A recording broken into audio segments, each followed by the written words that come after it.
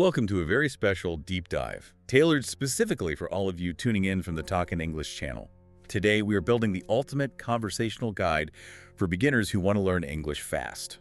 Yeah, but we should probably clarify what fast actually means here, right? Because we are definitely not talking about sounding like a, robotic textbook reading machine. Exactly. We want you sounding natural, authentic, and incredibly precise when you speak.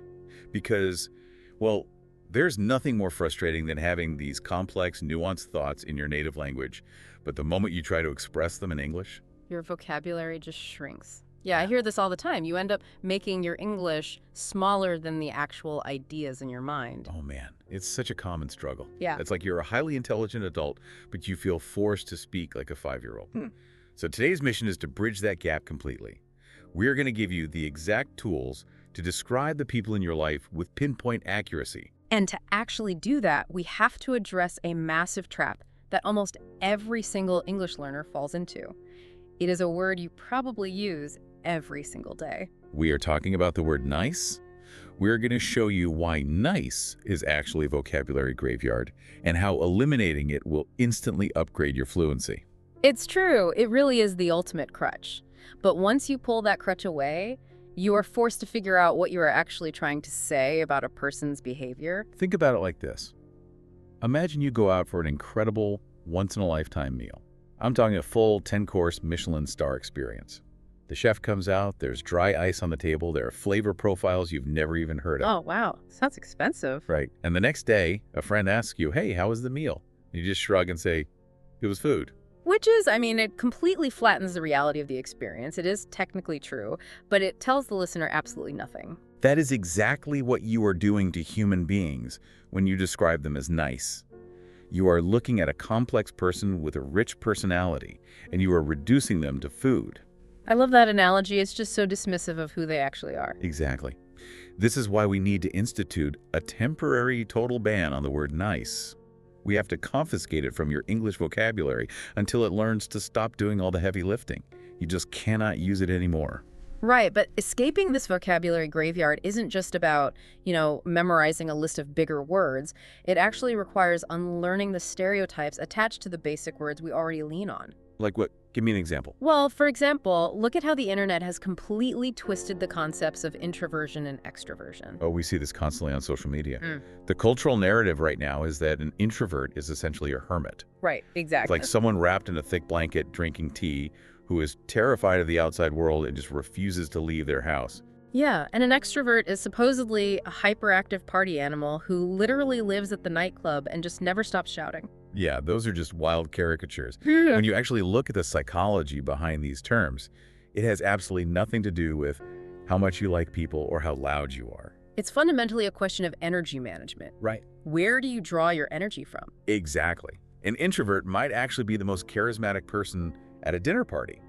They might genuinely love socializing, but being in that highly stimulating environment drains their internal battery. Right. So when the party is over, they require quiet, solitary time to recharge that battery. While extroverts operate on the exact opposite mechanism, they might be completely exhausted after a long day of sitting alone in a quiet office. Oh, totally. And they actually recharge their battery by going out and being around the chaotic energy of other people. But this nuance gets lost entirely when learners just grab the easiest available label. It does, but wait, let me push back on that a little bit. If you are a beginner and your primary goal is to just get your point across in English as quickly as possible, Yeah. isn't it significantly easier to just say someone is shy?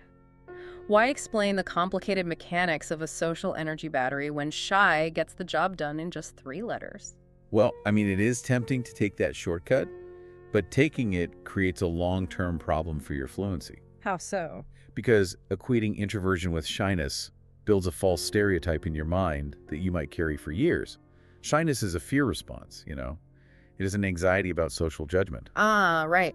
While introversion is just a biological reality of how your brain processes stimulation. Exactly. If you learn the distinction now, your conversational English becomes far more accurate than most native speakers who constantly misuse those terms online. Yeah. You basically stop misrepresenting the people you are talking about. Which means we are not just upgrading your vocabulary list, we are upgrading your fundamental understanding of human behavior. Yeah, And this naturally brings us into a bit of a linguistic minefield. Because once you drop the basic labels and start reaching for stronger adjectives, you discover that the English language is full of double-edged swords. Oh, this is fascinating. Two words can describe the exact same physical behavior, yet one is a high compliment and the other is a devastating insult. This concept of connotation is where true fluency lives.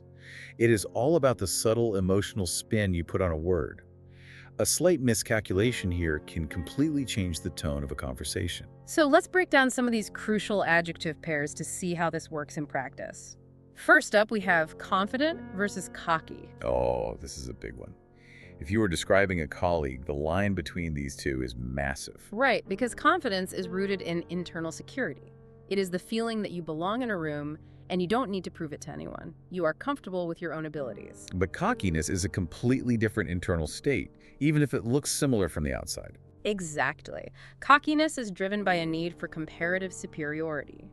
A cocky person believes they belong in that room significantly more than everyone else does. And they need to make sure absolutely everyone knows it. It's the difference between standing tall, because your posture is good, versus standing tall so you can look down on the person next to you. That is a brilliant way to put it.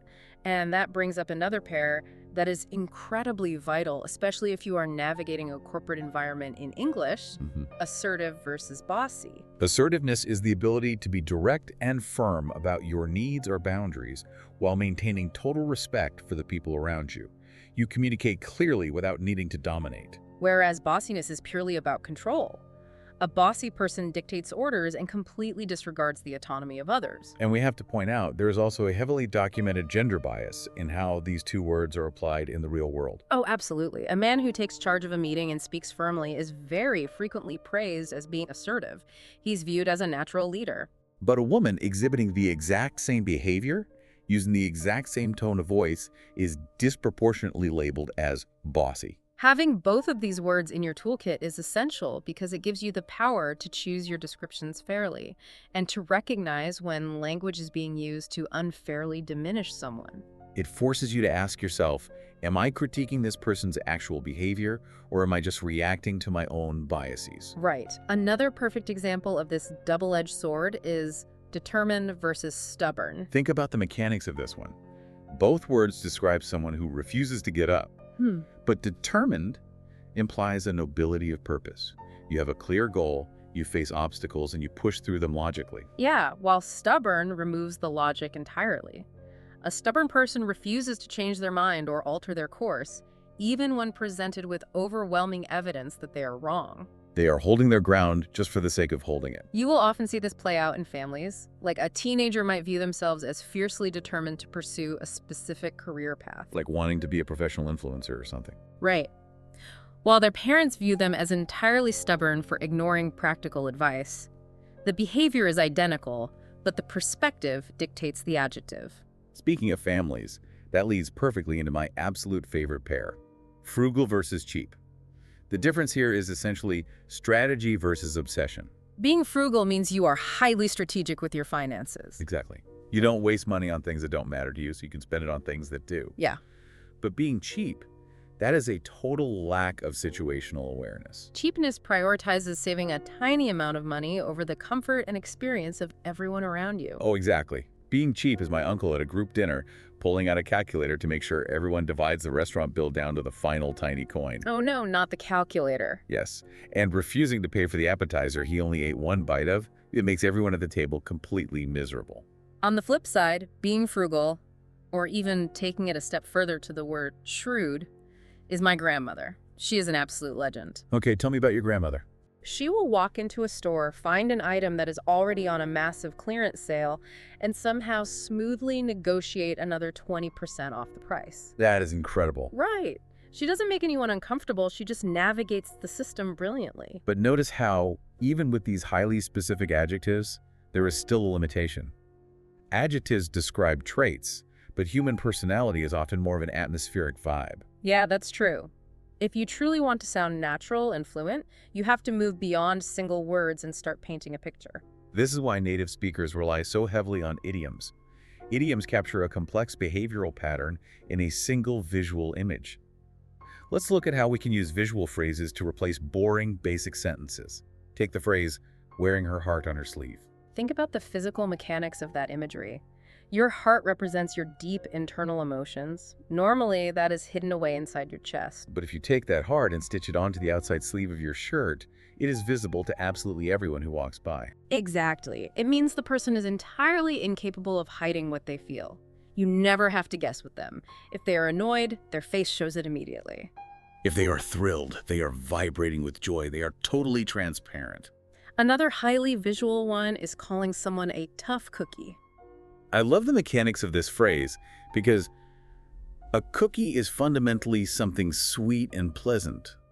But if a cookie is tough, it means it doesn't crumble when you put pressure on it. Right, so when we call a person a tough cookie, we mean they might seem sweet or unassuming on the outside, but they possess a deep internal resilience.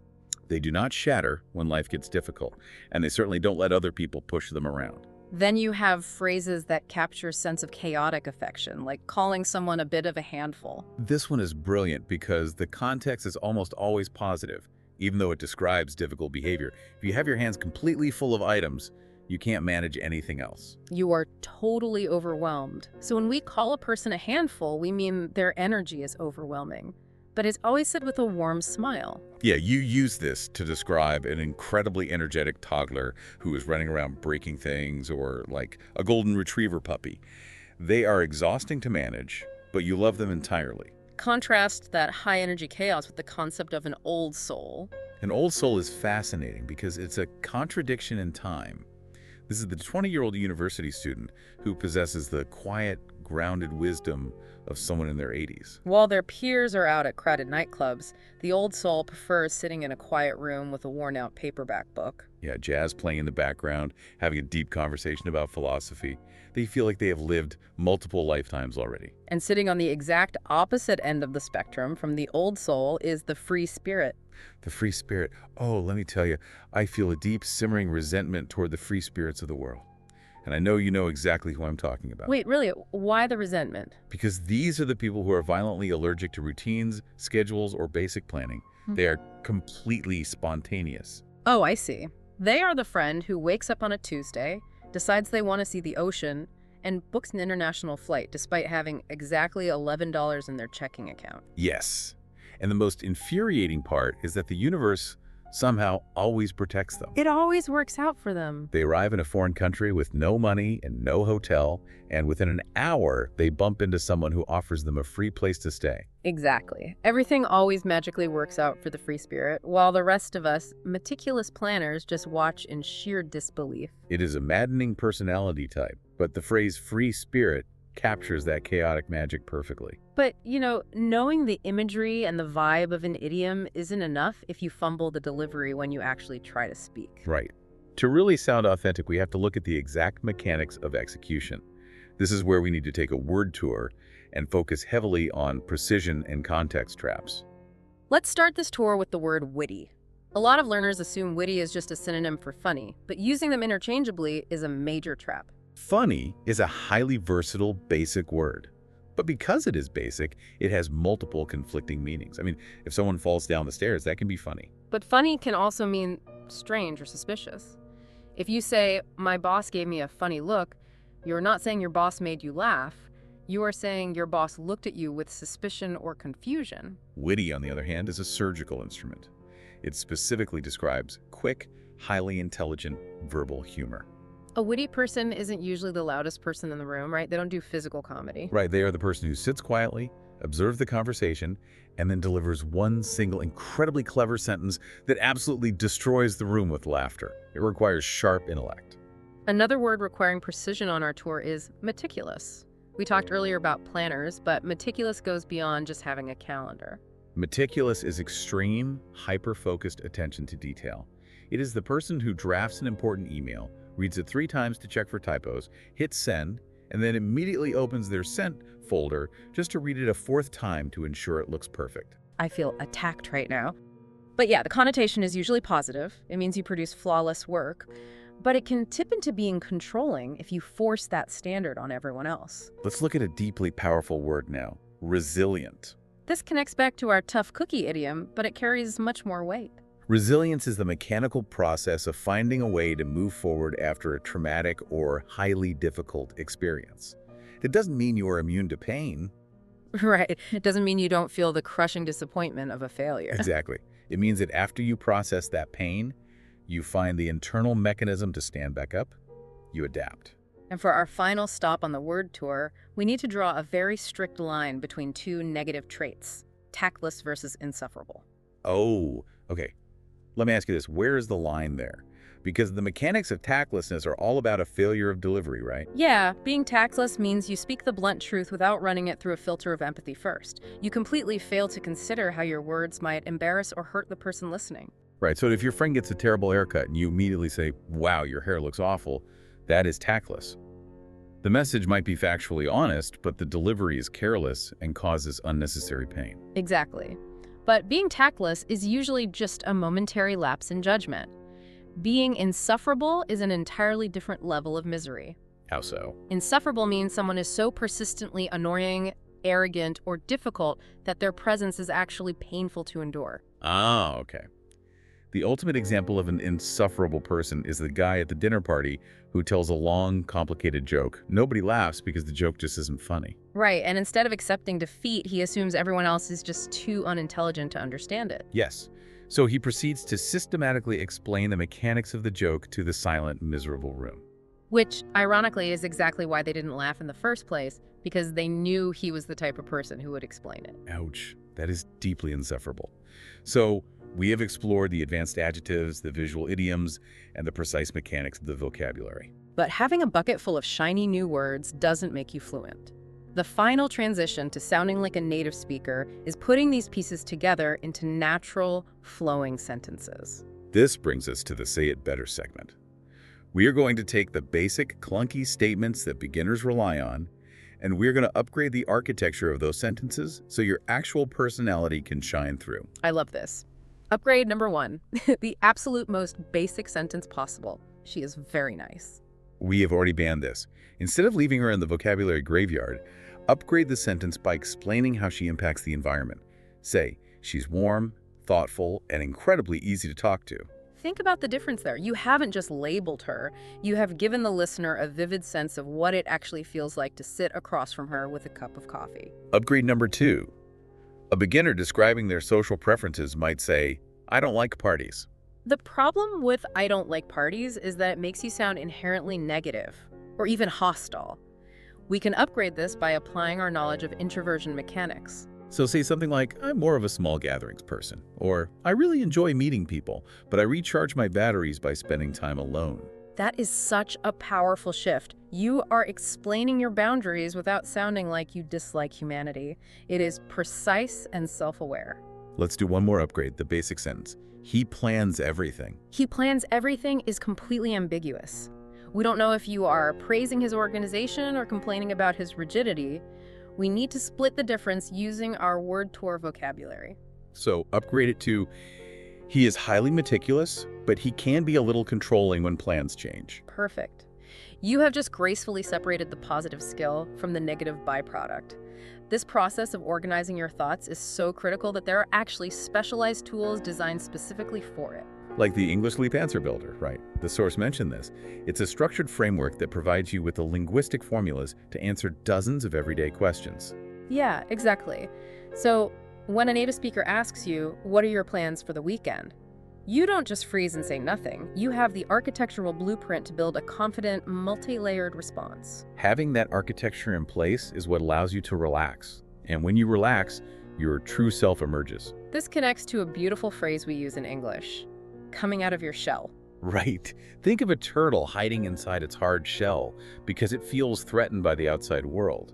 But when the environment feels safe, it slowly extends its head and limbs. We use this to describe a shy person who suddenly becomes highly talkative and charismatic when they are surrounded by close friends. Their fundamental personality didn't magically change. They just finally felt equipped to show it. When you build the architecture of these sentences, your English-speaking personality is finally coming out of its shell. You are no longer trapped in a space where your language skills are smaller than your intellect. Look at the toolkit you have built today.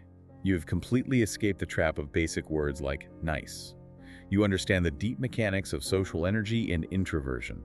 You can navigate the dangerous, double-edged swords of connotations, knowing exactly when to use assertive versus bossy, or determined versus stubborn. You have the visual imagery to describe someone who wears their heart on their sleeve or acts like a free spirit.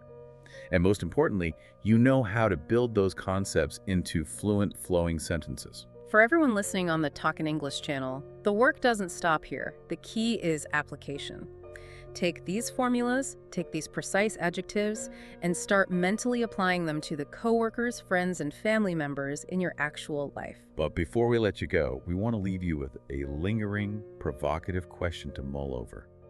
We talk about how behavior shifts depending on the environment, how a person can come out of their shell when they feel confident. Right. If you feel secure in your vocabulary, your external behavior fundamentally changes. So here is the question you need to ask yourself on your language journey. If our behavior shifts depending on how confident we feel, does learning these precise, nuanced English words actually unlock a completely new version of your personality? Oh, that's heavy. When you finally possess the advanced vocabulary to express your true, complex self in English, do you actually become a slightly different person than you are in your native language? Does the new language simply give your existing personality a voice? Or does the structure of the English language itself begin to shape who you are? It is something deep to think about the next time you are tempted to just say a Michelin star meal was food, or a fascinating human being was just nice. Exactly. Don't let your vocabulary die in the graveyard. Build your sentences, find your precision, and let your English come completely out of its shell.